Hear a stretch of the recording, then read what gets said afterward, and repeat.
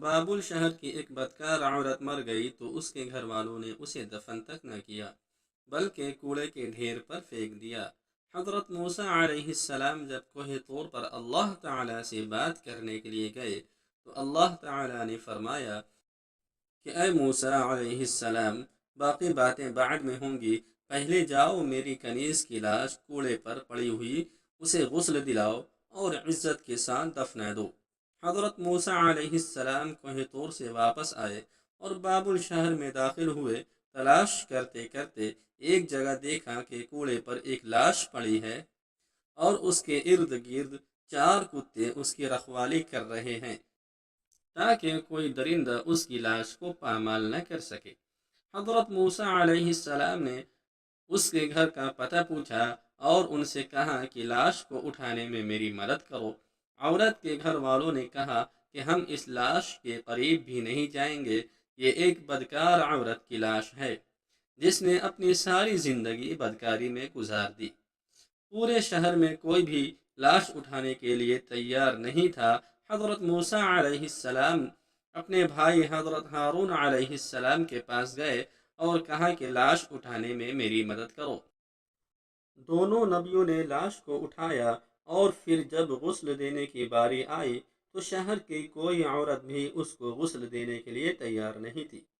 यह देखते हुए हज़रत मूसा अलैहिस्सलाम ने अपनी ज़ौजा और बहन को हुक्म दिया कि इस औरत को गुस्ल दो। गुस्ल के बाद अपने भाई हज़रत हारून अलैहिस्सलाम की मदद से उस औरत को दफन किया। दफनाने के बाद जैसे ही आप वापस आ रहे थे तो शहर वाले लोग आपके सामने आ गए। वह सब मिलकर आपसे कहने लगे, या तो हमें इस बात की वजाहत दें कि एक बदकार औरत को इतनी इज्जत क्यों दी, या फिर वह कलिमा जो आपने हमें पढ़ाया है हम उसको वापस करते हैं। हज़रत मूसा अलैहिस्सलाम ने लोगों से फरमाया, ए शहर के लोगों, मुझे जो हुक्म अल्लाह ने दिया तो मैंने उस हुक्म की तामील कर दी। हाँ, अगली बार जब मैं कोहे तूर पर गया तो तुम सबको तुम्हारे सवाल का जवाब मिल जाएगा। ये सुनकर लोग वापस चले गए।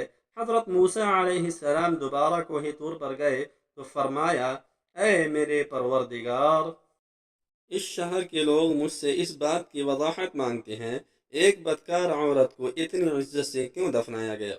अल्लाह ने फरमाया, ए मूसा अलैहिस्सलाम, ये औरत बदकार थी और इसकी सारी जिंदगी बदकारी में गुजर गई, मगर एक दफ़ा ये एक ऐसी जगह से गुजर रही थी जहाँ पर कुत्ता प्यास की शिद्दत से मर रहा था।